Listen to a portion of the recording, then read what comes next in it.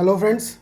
सो आज की वीडियो में जो कल एग्ज़ाम हुआ था दिसंबर में नेट 2020 का, उसके क्वेश्चन पेपर को डिस्कस करेंगे। ये सारे क्वेश्चंस जो हैं मेमोरी बेस्ड रिमेंबर्ड क्वेश्चन है। अभी तक CSIR का क्वेश्चन पेपर अभी आउट नहीं हुआ है, अभी मिला नहीं है। तो जितने भी क्वेश्चन मुझे रिमेंबर थे मैंने उनको कंपाइल किया है। ज़्यादा क्वेश्चन तो नहीं याद आ पाए क्योंकि क्वेश्चन सी पार्ट वाले काफ़ी लेंदी होते हैं, तो उनके ऑप्शंस याद करना और पूरा क्वेश्चन याद करना बड़ा डिफिकल्ट होता है। बट जितने मुझे याद है 20-22 क्वेश्चन, वो मैंने उनकी एक लिस्ट बनाई है और उनको मैं इस क्वेश्चन पेपर में बताऊँ, इस वीडियो में मैं बताऊँगा कि उनका क्या ऑप्शन सही था मेरे अकॉर्डिंग। तो चलिए शुरू करते हैं। उसमें से एक क्वेश्चन था कि which of the following amino acid is found in response regulators.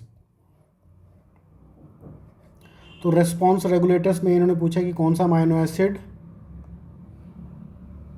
होता है। ये बेसिकली क्वेश्चन था आपका डेवलपमेंटल बायोलॉजी के क्वेश्चन हैं शुरुआत वाले। ये सी एलिगेंस की डेवलपमेंट बायोलॉजी का एक क्वेश्चन है। इसमें जो करेक्ट ऑप्शन मेरे अकॉर्डिंग था वो था एस्पार्टिक एसिड। इसमें आपका दो पार्ट होते हैं, एक आपका रिस्पॉन्डर पार्ट होता है आप में और एक होता है इफेक्टर पार्ट होता है शायद। इसमें रिस्पॉन्डर वाले पार्ट में एस्पार्टिक एसिड होता है, डी अमाइनो एसिड है। तो इसका ऑप्शन मेरे हिसाब से एस्पार्टिक एसिड था। उसके बाद एक और क्वेश्चन था SKN से रिलेटेड था, SK1 जो आपका मैटरनल ट्रांसक्रिप्शन फैक्टर। तो वो मुझे क्वेश्चन याद नहीं है तो क्वेश्चन था क्या एग्जैक्टली, बट इतना याद है कि SK1 से रिलेटेड एक क्वेश्चन था। उसके ये भी डेवलपमेंटल बायोलॉजी का ही क्वेश्चन था। उसके बाद एक और क्वेश्चन था जिसमें आपको जीन्स बताए हुए थे कि आपके बाइकॉर्ड हैं, टॉर्सो है और ऑस्कर है, तो उसका उन जीन्स का क्या रिजल्ट आता है कि उनमें अगर म्यूटेशन हो जाएगी तो हमें क्या मिलेगा।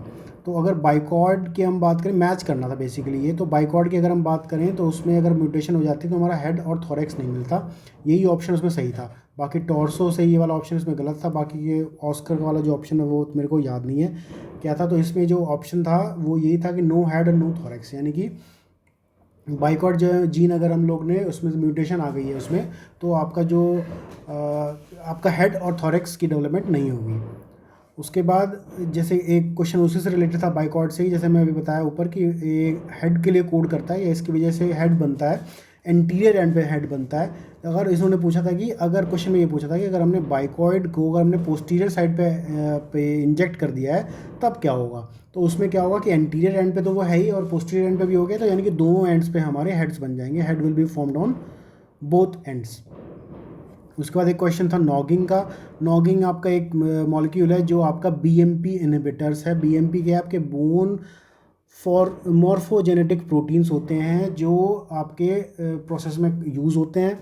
अभी करता क्या है, BMP जो इनहिबिटर्स होते हैं या जो नॉगिन है वो आपके BMP 4 और 2 से बाइंड करता है और फिर उसके बाद BMP को किसी और से बाइंड करने नहीं देता, यानी कि BMP 4 के प्रोसेस को या 2 को आपको इनहिबिट कर दिया। अब BMP करते क्या है, वो आपके न्यूरल टिश्यूज़ को एपिडर्मिस में कन्वर्ट करने का काम करते हैं डेवलपमेंटल बायोलॉजी में, या किसी भी ऑर्गेनिज्म के डेवलपमेंट में आपके जो BMPs हैं वो न्यूरल टिश्यूज़ को एपिडर्मिस में कन्वर्ट करने का काम करते हैं। अब उन्होंने उसमें सेलेक्ट ऑप्शन दिए हुए थे कि कौन सा ऑप्शन करेक्ट है। तो इसमें से मेरे हिसाब से ये वाला ऑप्शन करेक्ट है, injection of noggin mRNA into one cell, UV irradiated embryos completely rescued dorsal development and allowed the formation of complete embryo। यानी कि complete embryo तो बन जाएगा, लेकिन अगर उनका इनहिबिशन हो गया तो आपका एपिडर्मिस नहीं बनेगी। उसके बाद 6 क्वेश्चन मुझे याद है जो है स्पेसिफिकेशन से था कि when you separate blastomere each will form its fate. तो अगर ये स्पेसिफिकेशन का क्वेश्चन था कि अगर इस तरह का स्टेटमेंट आया है तो आपको कौन सी टाइप की आपकी स्पेसिफिकेशन है, ऑटोनोमस है या कोई और दूसरी टाइप की स्पेसिफिकेशन है। यानी कि अब आपको स्पेसिफिकेशन की डेफिनेशन इसमें पता होनी चाहिए। अब ये कह रहे हैं कि जब हमने ब्लास्टोमियर जो आपके बनते हैं इनको सबको अलग अलग कर दिया है तो ये इनका क्या होगा, अगर इनका अलग अलग फेट हो जाएगा। तो ये वाली जो थ्योरी है ये आपकी आती है ऑटोनोमस स्पेसिफिकेशन में, तो इसका ऑटोनोमस स्पेसिफिकेशन ऑप्शन सही हो जाता है। उसके बाद नेक्स्ट क्वेश्चन है विच one of the following organelle does not contain amino acid sequence. अब इसमें से पूछ रहे हैं कि कौन से ऑर्गेनलीज में अमाइनो एसिड का सिग्नल सीक्वेंस नहीं होता। तो अब मेरे हिसाब से इसमें लाइसोसोम एक ऑप्शन था, माइटोकॉन्ड्रिया भी एक ऑप्शन था और माइटोकॉन्ड्रिया में नहीं होता है, बट लाइसोसोम में ही आपका मेरे ख्याल से अमाइनो एसिड सिग्नल सीक्वेंस होता है, सॉरी नहीं होता है।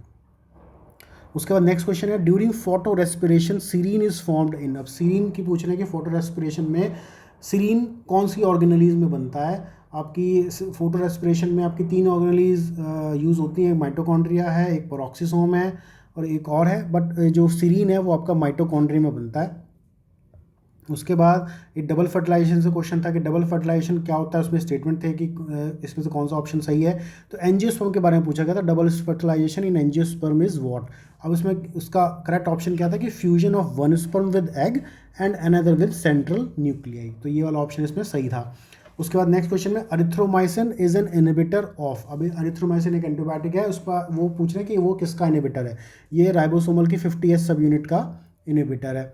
और उसके बाद एक क्वेश्चन था इसमें प्लांट्स के बेसिस पे कि मोनोशियस और डायोशियस प्लांट्स जो होते हैं उनके आपको आइडेंटिफाई करना था उसमें। तो मोनोशियस प्लांट्स वो होते हैं जिसमें मेल और फीमेल ऑर्गन्स जो रिप्रोडक्शन ऑर्गन्स होते हैं वो सेम प्लांट में होते हैं, और डायोशियस में वो अलग अलग पे होते हैं। तो इसमें से आपके जितने भी ऑप्शन थे वो मेज, गिंको और कॉनिफर ये आपके डायोशियस थे, और मैंगो आपका मोनोशियस था।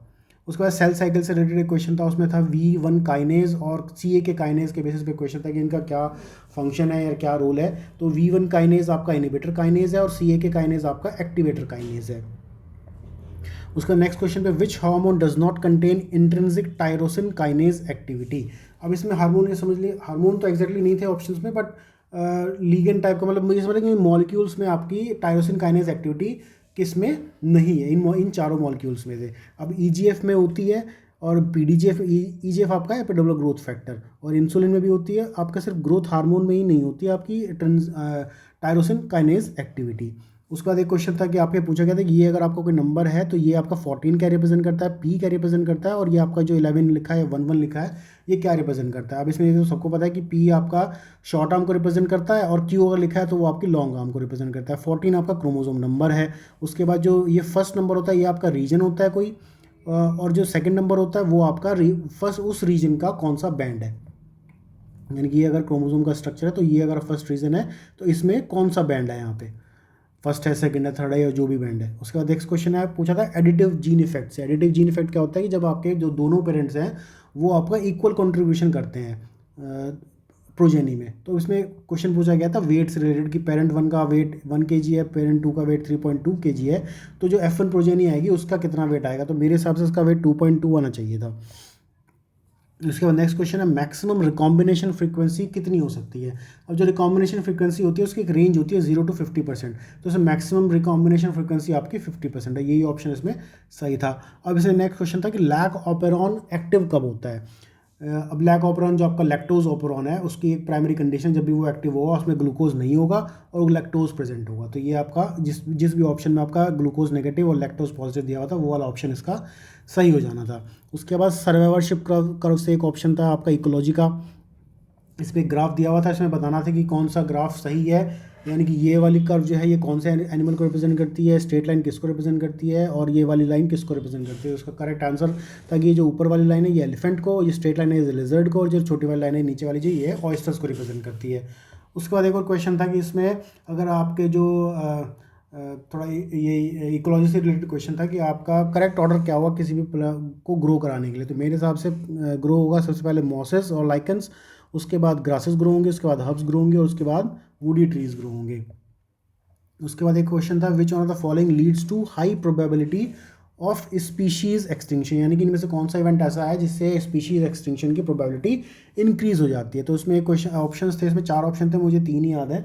अब उसमें से हेट्रोजाइगोटिसिटी अगर इंक्रीज हो जाती है, यानी कि नंबर ऑफ जो आपके डिफरेंट नंबर्स ऑफ या डिफरेंट वैराइटीज़ ऑफ स्पीशीज़ में डिवाइड हो जाता है, यानी कि हेट्रोजाइगोसिटी जो आपकी स्पीशी में बढ़ गई तो वो एक आपको डिग्रीज एक्सटिंक्शन के पास ले जा सकती है स्पीशीज़ को, या आपका पॉपुलेशन साइज कम है वो आपको एक्सटिंक्शन कर सकता है। डिक्रीज इन हाइड्रोजाइगोटिसिटी ये नहीं करता, यानी कि ये 2 ऑप्शन सही थे जिनमें भी ये जिस भी ऑप्शन में ये एक और फर्स्ट और थर्ड वाला ऑप्शन होगा वो वाला ऑप्शन इसका सही हो जाता।